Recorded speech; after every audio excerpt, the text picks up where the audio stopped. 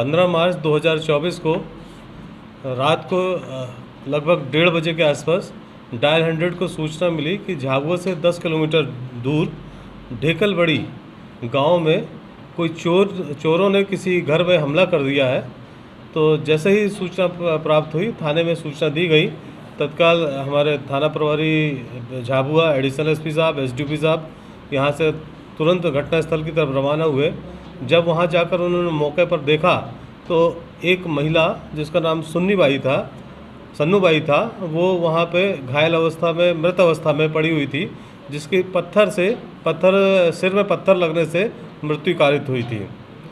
जब वहाँ बातचीत करके उसके परिजनों के द्वारा पूछा गया तो उसके ससुर सुल्तान द्वारा बताया गया कि उसके घर पर कुछ लोगों ने हमला कर दिया था और उसके घर में पत्थर फेंके गए। तो घर में जो ससुर था सुल्तान तथा कुछ महिलाएं एक दिशा में भागे और कुछ बच्चे भागे, और जो मृतिका सन्नूबाई है वो दूसरी दिशा में भागी। इसमें हमारे जो फरियादी था, इसमें सुल्तान की रिपोर्ट शिकायत पर हमारे यहाँ थाना कोतवाली में एफआईआर दर्ज की गई और उसमें बताया गया कि जो व्यक्ति चिल्लाकर आवाज़ दे रहा था कि बैरी को मारो, तो उसके किसी परिचित आदमी नरसिंह डामोर की आवाज़ थी, जो उस गांव का कोटवार था। तो पुलिस ने एफआईआर कायम करते हुए इसमें विवेचना प्रारंभ की।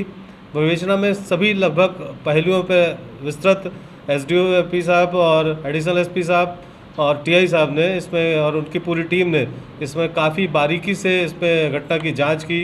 काफ़ी वैज्ञानिक तर्कों पर और काफ़ी मतलब गंभीर किस्म से उन्होंने इसकी पूरी विवेचना की।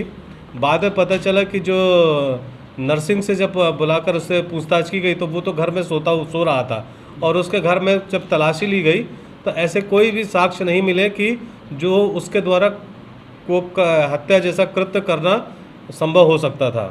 तो इस जो हमारा प्रथम जो संदेही को लिखाया गया था वो गलत पाया गया।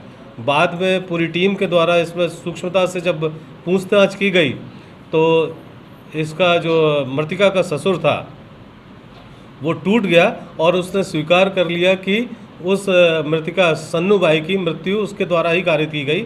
जब मृत्यु के कारण की बात हुई कि क्यों मारा उसको, तो उसने बताया कि ये मोबाइल पे काफ़ी लंबी चर्चा कर रही थी, तो उसको मोबाइल पे चर्चा करने के कारण उसका झगड़ा हो गया और बाद में जो ससुर था वह उसकी पत्नी के द्वारा इसको डांटा गया सन्नूबाई को। तो उन दोनों पक्षों का आपस में झगड़ा हुआ। तो मृतिका ने भी इसको पत्थर फेंकने का प्रयास किया था जो उसको नहीं लगा, और आरोपी सुल्तान द्वारा इसको मतलब पत्थर फेंका गया जिससे उसकी मृत्यु कारित हो गई।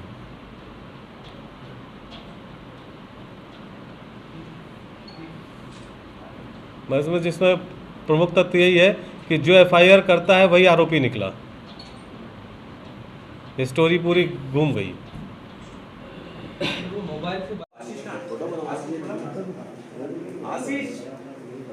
आशीष को भेजा।